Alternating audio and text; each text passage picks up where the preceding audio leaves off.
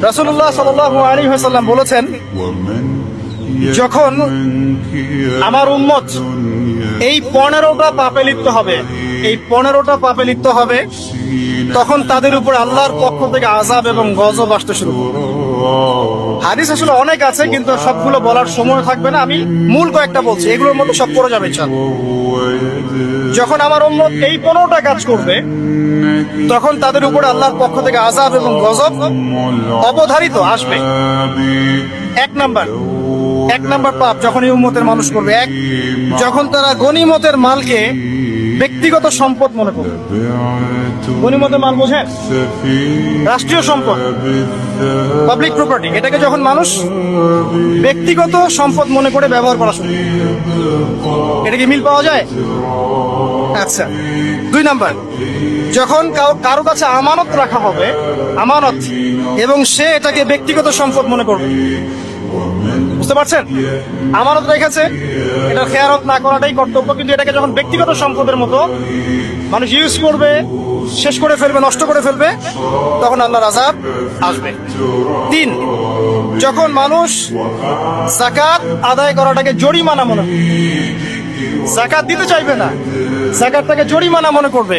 কি সমস্যা, কি বার্ডেন, যাকাত আবার দেওয়া লাগে কেন? আমরা তো ট্যাক্স দেই। যাকাতকে মানুষ জরিমানা মনে করবে। একটু চিন্তা করে দেখবেন যে বাংলাদেশে কত পার্সেন্ট মুসলিম নামাজ পড়ে আর কত পার্সেন্ট মুসলিম যাকাত দেয়। শুধু যাকাতের টাকাগুলো যদি আমরা একত্রিত করতে পারতাম, বড় বড় মেগা প্রজেক্ট করা সম্ভব ছিল। অনেক বড় বড় প্রজেক্ট করা সম্ভব ছিল অনলি যাকাতের টাকা দিয়ে। আর যাকাতের টাকা 1 বছরে শেষ হয়ে যায়, পরের বছর আবার ঘুরে আসবে। ঠিক আছে, ইসলামিক ইকোনমিক্সের বেসই হলো যাকাত। এটা নিয়ে আমরা ইনশাআল্লাহ আরেকদিন কথা বলবো। 4 নাম্বার, যখন স্বামী, সমাজের স্বামী যারা আছে, এরা স্ত্রীদের আঁচল ধরে থাকবে। বুঝতে পারছেন? স্বামী স্ত্রীর আঁচল ধরে থাকবে, মানে স্ত্রীর অনুগত, স্ত্রী যা বলবে তাই।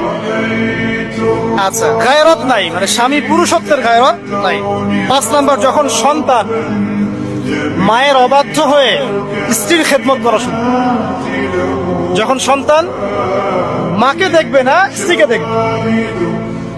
পাচ্ছেন মিল সমাজে?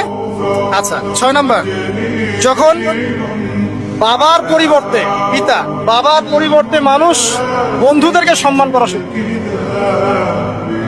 বাবাকে সম্মান করবে না, ফ্রেন্ড সার্কেলকে সম্মান। সুবহানাল্লাহ। এরপরে আসেন 7, যখন, আমার কথা রাগ করেন না, এটা হাদিসে আছে, যখন সমাজের নিকৃষ্ট মানুষদেরকে নেতৃত্ব দেওয়া হবে। এটা হাদিসে আছে, সমাজের নিকৃষ্ট মানুষকে যখন নেতৃত্বের আসনে বসাবে মানুষ, তখন সমাজে আল্লাহর গজব আসবে। হাদিস তিরমিজি 2211 নম্বর। এরপরে 8, নবী সাল্লাল্লাহু আলাইহি ওয়াসাল্লাম বলছেন, যখন কোনো ব্যক্তিকে সম্মান করা হবে তার টর্চার থেকে বাঁচার জন্য। যখন কোনো মানুষের সম্মান করা হবে তার শাস্তি থেকে বাঁচার জন্য, মানে মানুষ মন থেকে সম্মান আসছে না, ভয়ে আপনি সম্মান দিচ্ছেন। এই অবস্থা যখন আসবে, তখন আল্লাহর আযাব আসবে। তারপরে 9, যখন মসজিদের মধ্যে, দেখবেন অনেক মসজিদ আছে বাংলাদেশে, মসজিদের মধ্যে হট্টগোল বেড়ে যাবে, মসজিদের মধ্যে হট্টগোল বেড়ে যাবে, আর মসজিদগুলো হবে চাকচিক্যময়, হেদায়েত উঠে যাবে। মসজিদ হবে চকচকা, তাজমহলের মতো এক একটা, কিন্তু হেদায়েত উঠে যাবে, মসজিদে হট্টগোল বেড়ে যাবে। 11, যখন পুরুষেরা রেশমি কাপড় পরবে, পুরুষেরা সিল্কের রেশমি কাপড় পরবে। পুরুষের জন্য স্বর্ণ আর রেশমি কাপড় পরা হারাম।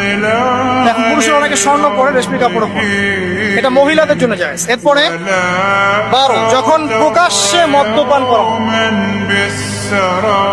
মদ্যপানের মধ্যে ভাই সিগারেটও পড়ে, আপনার গাঁজা, ইয়াবা সবই পড়ে। যারা প্রশাসনে আছে, আমাদের এখানে অনেক ভাই প্রশাসনে আছে, তারা জানে যে মাদকদ্রব্য নিয়ন্ত্রণ করতে তাদেরকে কত হ্যাসেল পোহাতে হবে। আর এমন এমন কেস আসে যে মানুষ আপনি কল্পনা করতে পারবেন। আমি একবার বলেছিলাম যে এমন একটা যুগে আমরা বাস করছি যে এমন পাপ মানুষ করছে এখন যা না কোনো চোখ দেখেছে, না কোনো কান শুনেছে, না কোনো মন কল্পনা করেছে, এমন পাপ। যখন প্রকাশ্যে মদ্যপান করা হবে, এবং লাস্টের দুইটা হচ্ছে 13, যখন বাদ্যযন্ত্রের সংখ্যা বেড়ে যাবে, বাদ্যযন্ত্রের চর্চা বেড়ে যাবে, এবং সর্বশেষ যখন গায়িকাদেরকে সম্মান করা হবে, এবং উম্মতের শেষের দিকের লোকেরা, মানে আমরা উম্মতের প্রথম দিকের লোকদেরকে গালিগালাজ করব। বুঝতে পারলেন?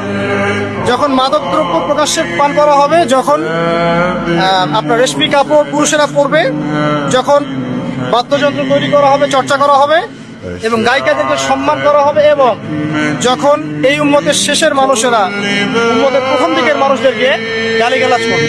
সাহাবীরা কি জানতো? আয়েশা রাদিয়াল্লাহু আনহা চরিত্র অমুক ছিল, এই ছিল, সেই ছিল, ইত্যাদি। নাউযুবিল্লাহ।